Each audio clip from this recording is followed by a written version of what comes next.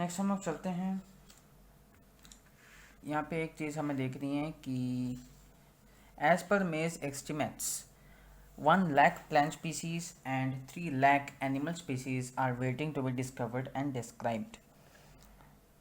ये तो बड़ी जनरल सी बात है, इसमें कोई ज़्यादा एक्सप्लेनेशन नहीं चाहिए, क्योंकि उन्होंने तो एस्टिमेट कर रखा था। अब उन्होंने कैसे एस्टिमेट किया था, कौन कौन से फैक्टर उन्होंने डिस्कशन में लिया था, ये अभी हमारे स्कोप में नहीं है, तो हम लोग इस चीज़ को भी डिस्कस नहीं कर रहे हैं। उसके बाद में है tropic spread from 23.5 degrees north to 23.5 degree south, ये लैटिट्यूड, इसको याद रखिएगा, लैटिट्यूड है, ये लॉन्गिट्यूड नहीं है, ठीक है। उसके बाद है Colombia has nearly 1400 bird species, this is purely factual. और न्यूयॉर्क, जिसके न्यूयॉर्क का ये उन्होंने लैटिट्यूड दे रखा है और यहाँ पे 105 स्पीशीज़ है। ग्रीनलैंड का लैटिट्यूड दे रखा है 56 स्पीशीज़ है बर्ड्स का, ये सभी बर्ड्स का स्पीशीज़ है।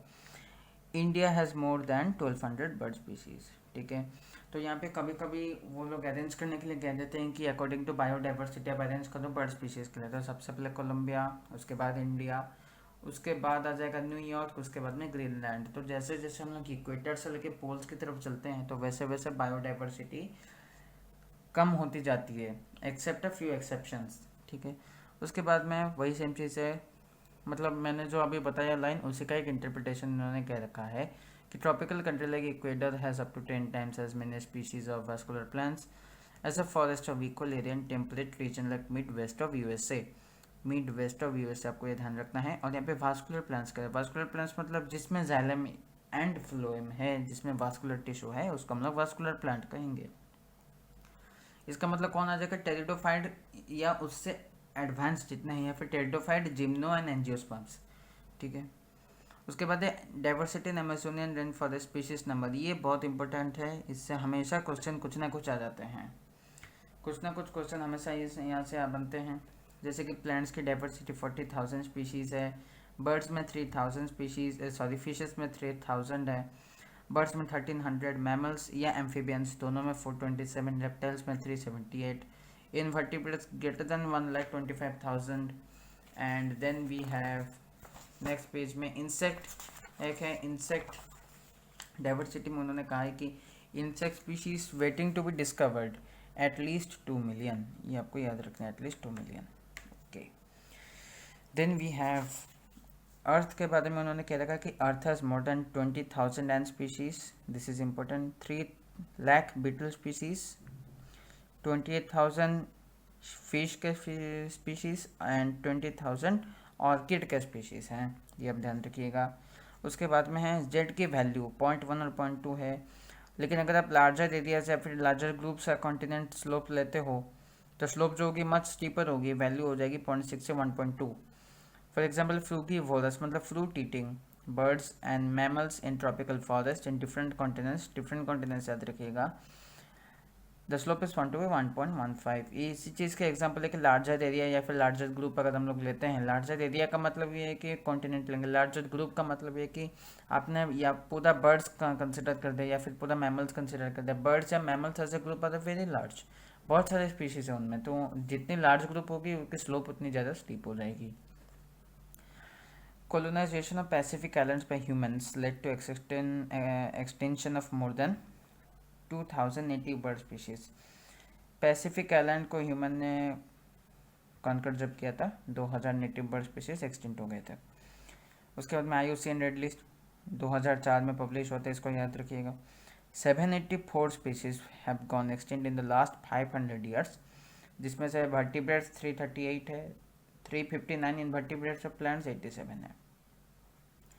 उसके बाद में देखते हैं कि 27 species got extinct in the 20 years, last 20 years होना चाहिए, ये लास्ट चला गया तो प्रिंट नहीं हुआ। 27 species got extinct in the last 20 years. उसके बाद में 15,500 species worldwide are facing the risk of extinction, okay.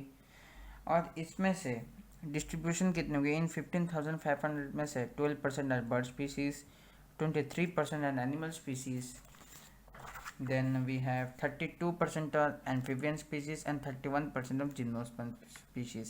आप इसको ध्यान रखिएगा, एम्फीबिया के लिए 32 यूज़ कर रहे हैं और जिम्नोस्पर्म के लिए 31 यूज़ कर रहे हैं, आपको ये ध्यान में रखना पड़ेगा क्योंकि क्लोज वैल्यूज़ है। इसको आप उठा के क्वेश्चन बना सकते हैं, ठीक है। उसके बाद में प्रेजेंट रेट ऑफ एक्सटिंक्शन, मतलब सिक्स एक्सटिंक्शन की बात कर रहे हैं, उसकी रेट 100 से 1000 गुना ज़्यादा है as compared in pre human times, जाहिर सी बात है। तो उसके बाद में चलते ही present rates of extinction continue, then half of all the species में be wiped out within the coming 100 years. यहाँ पे इंपॉर्टेंट है half of all the species and in the coming years, तो half of the species wipe out हो जाएंगे coming years में, provided that ये जो 100 से 1000 रेट फास्टर जो एक्सटेंशन है वो रेट अगर वैसे ही चलती रहे तब हो जाएगी। अब ये तो थी बहुत इंपॉर्टेंट सी चीज़। 200 species of calculated fish in Lake Victoria got extinct, East Africa में है। नाइल पर्च को जब इंट्रोड्यूस किया गया तो उसका एक्सटेंशन हो गया था किसका, 200 स्पीशीज ऑफ कैलकुलेटेड फिश, क्योंकि कैलकुलेटेड फिश का वहाँ पे पहले से नेचुरल प्रेडेटर कोई था नहीं। तो आपने जब नाइल पर्च को वहाँ पे इंट्रोड्यूस किया तो यहाँ पे क्या हुआ, ओवर प्रेडेशन हो गया। नाइल पर्च ने जो है ओवर प्रेडेशन कर दिया कैलकुलेट फिश का और उसका एक्सटेंशन हुआ। More than 25% of drugs are obtained from plants and 25,000 species of plants contribute to the traditional medicine used by native people. Then we have Amazonian rainforest. Amazon rainforest produces about 20%. मैंने ये 1/5 इसलिए लिखा है क्योंकि ये एक बार exam में आया था कि 20% नहीं लिख के इन्होंने 1/5 कह दिया था, क्योंकि ये तो बेसिकली 20/100 होती है जो कि 1/5 हो जाएगी। तो वहाँ से इन्होंने कह दिया था कि 1/5 of total oxygen on earth atmosphere by photosynthesis. Initially 25 hotspots पर आइडेंटिफाइड, 25 को पहले आइडेंटिफाई किया गया था लेकिन उनके नंबर को 34 में इंक्रीज कर दिया गया, मतलब 9 मोर वर एडेड टू द लिस्ट। अब इंडिया जो था, इंडिया उन 25 हॉटस्पॉट में से इनिशियली इंडिया था और बाद में भी इंडिया ही था, मतलब इंडिया जो है वो पहले से ही हॉटस्पॉट के लिस्ट में था, उसमें कुछ फेरबदल नहीं हुआ था। Hotspot together comprise less than 2% और टोटल लैंड एरिया, आपको याद रखना पड़ेगा यहाँ पे लैंड एरिया कह रखा है, टोटल सरफेस एरिया हम लोग नहीं कह रखे हैं। जब हमने ओशन की बात की थी कि ओशन डिस्पाइट ऑफ एक लाइन था कि despite of occupying more than 70% of total surface area, वहाँ पे हमने अर्थ की टोटल सरफेस एरिया के बारे में बात की थी, लेकिन यहाँ पे हम लोग टोटल लैंड एरिया की बात करेंगे जब हम लोग हॉटस्पॉट की बात कर रहे हैं, ठीक है। उसके बाद में आती है अर्थ समिट की बात। अर्थ समिट की अगर हम लोग बात करें तो क्या रखा है कि यहाँ पे अर्थ समिट जो कि है convention on biological diversity was held on 1992 in Rio de Janeiro, ये तो सबको पता है कि ब्राज़ील में है, ठीक है। अच्छा, उसके बाद में follow up of earth summit that is world summit on sustainable development in 2002 Johannesburg, जो कि साउथ अफ्रीका में है। जोहानिसबर्ग साउथ अफ्रीका में है एंड दिस इस समिट में 190 countries pledged to achieve goals by 2010। 2010 तक 190 कंट्रीज़ ने प्लेज किया था कि उनके गोल्स को बोलते अचीव करेंगे, और उनके गोल्स क्या क्या थे, गोल्स थे कि जैसे सस्टेनेबल डेवलपमेंट को अचीव करेंगे, बायोडाइवर्सिटी लॉस के रेट को वो सिग्निफिकेंटली रिड्यूस कर देंगे, और जो उससे जितने भी फ़ायदा आएगी, जितने भी आपके पास में एडवांटेजेस होंगे उसको रीजनल, लोकल और नेशनल लेवल में वो लोग रेगुलेट करेंगे, ग्लोबल लेवल में भी वो लोग रेगुलेट करेंगे, ठीक है। तो ये थी, चलते हैं नेक्स्ट पेज पे। इसमें है out of 15,500 endangered species 650 are from India. ये चीज़ आपको एनसीईआरटी के मेन टेक्स्ट में नहीं मिलेगी, लेकिन अगर आप समरी को अच्छे से खंगालोगे तो ये समरी में एक छुपी हुई है एक जगह पे। मैं एक वीडियो एक एक्स्ट्रा दूंगा जिसमें समरी में जितने भी या फिर एनसीईआरटी में जितने भी सीक्रेट फैक्ट्स हैं मैं उनको रिवील करूंगा एक वीडियो में, ठीक है। उसके बाद में एनवायरनमेंट प्रोटेक्शन एक्ट हुआ थी 1986 में। उसके बाद में air prevention and control of pollution act आए थे 1981 में, लेकिन 1987 में अमेंडमेंट किया गया था ताकि नॉइज़ को वो इंक्लूड कर सकें। Water prevention and control of pollution 1974 में आई थी। CPCB that is central pollution control board, I repeat CPCB के मतलब होती है सेंट्रल पोल्यूशन कंट्रोल बोर्ड। उसके अकॉर्डिंग पार्टिकल साइज जो कि लेस दैन 2.5 पिकोमीटर, यूनिट ध्यान रखिएगा, पिकोमीटर इन डायमीटर, यहाँ पे भी डायमीटर ध्यान रखिएगा। रेडियस कभी कभी कह देता है, रेडियस होगी तो 1.25 हो जाएगी, डायमीटर कह देगा तो 2.5 पिकोमीटर हो जाएगा। सबसे हार्मफुल वही होती है जो कि पार्टिकल साइज उससे लेस होगी। 150 डेसिबल अगर हम लोग लेंगे जेट या take off rocket take off हो या जेट प्लेन हो, वहाँ से 150 डेसिबल के साउंड अगर आपने अगर सुन ली थोड़े टाइम के लिए, तो ईयर ड्रम्स जो है परमानेंटली डैमेज हो सकते हैं। लेकिन यहाँ पे अगर हम लोग लिखेंगे टॉलरेबल लिमिट, ह्यूमंस के लिए जो टॉलरेबल लिमिट होती है वो होती है 80 डेसिबल। ठीक है, कि मतलब 80 डेसिबल के तक आप टॉलरेट कर सकते हो, उससे अगर ज़्यादा लाउड हो जाएगी तो आपको कान में पेन होना शुरू हो जाएगा,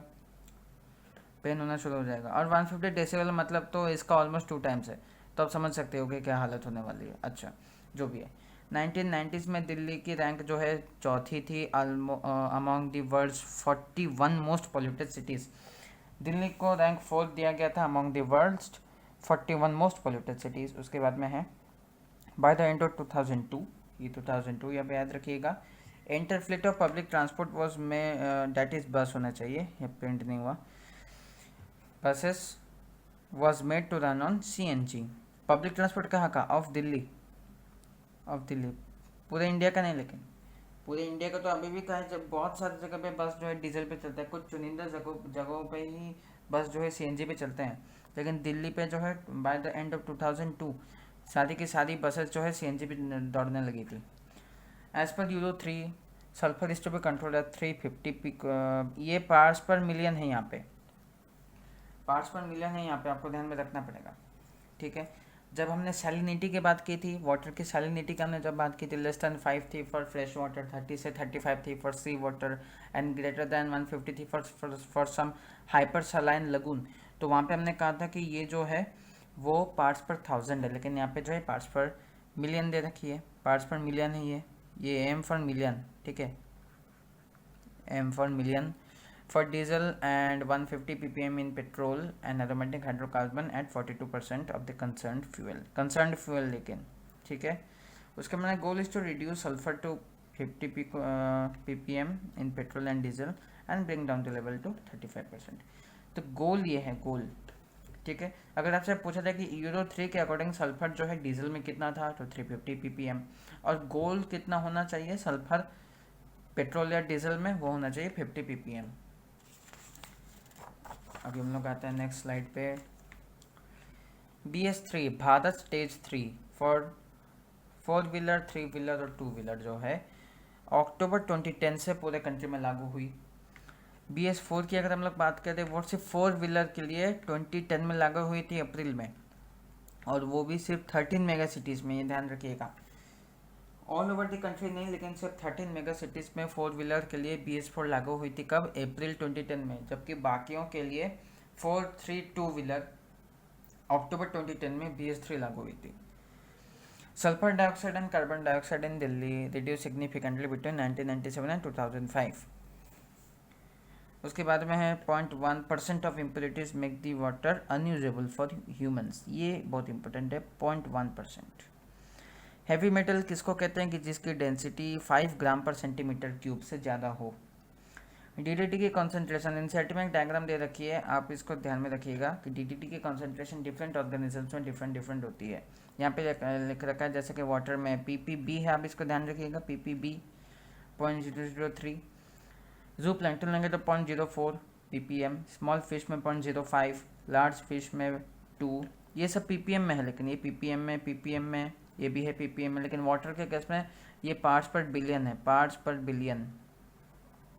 ठीक है, फिश ईटिंग बर्ड्स अगर हम लोग लेंगे तो 25 ppm। अब यहाँ पे कैसे याद रखेंगे? देखिए, जैसे जैसे वाटर, जू प्लैंक्टन और स्मॉल फिश में जैसे हम लोग आते हैं 3, 4, 5, देखा 3, 4, 5 हुआ।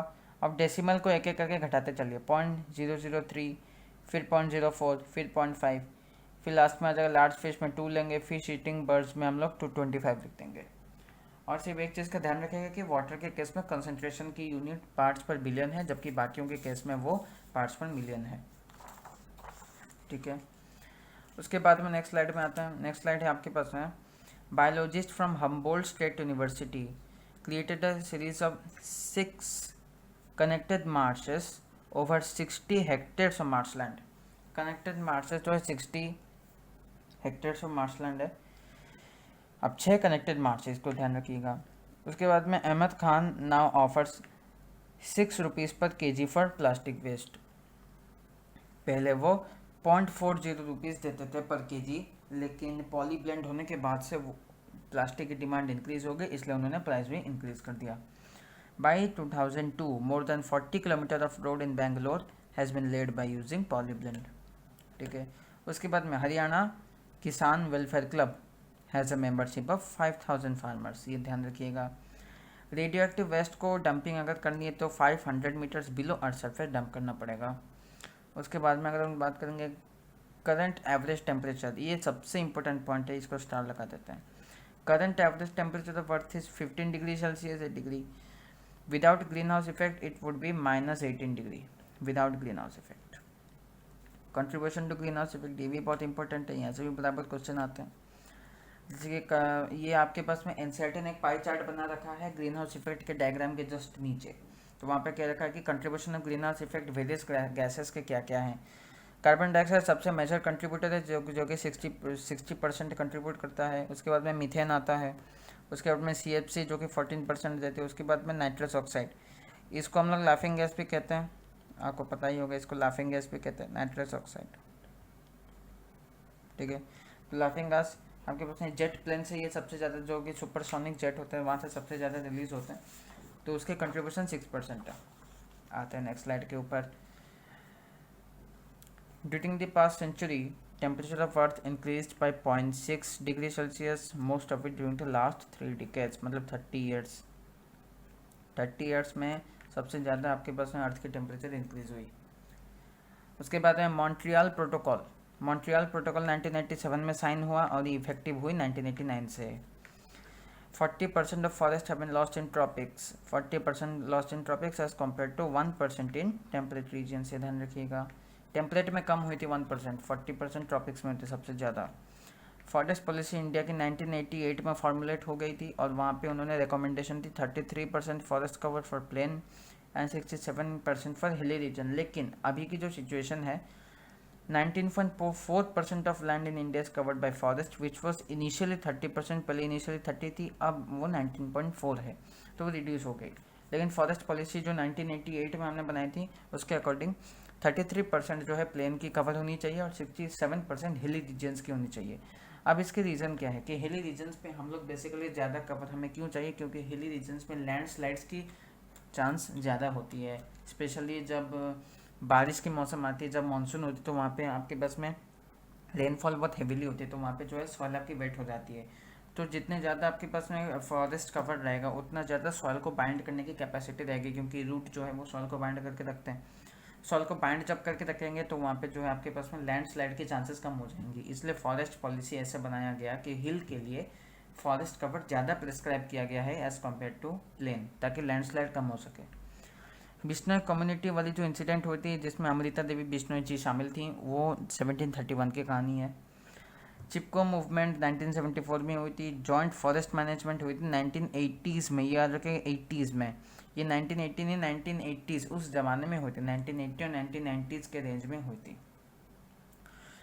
तो इस लेक्चर में हमने ये डिस्कस किया कि इकोलॉजी में एनसीईआरटी में कौन कौन से इंपॉर्टेंट डाटा पॉइंट्स हैं, कौन कौन से इंपॉर्टेंट डेट्स हैं जो कि आपको याद करके रखने हैं।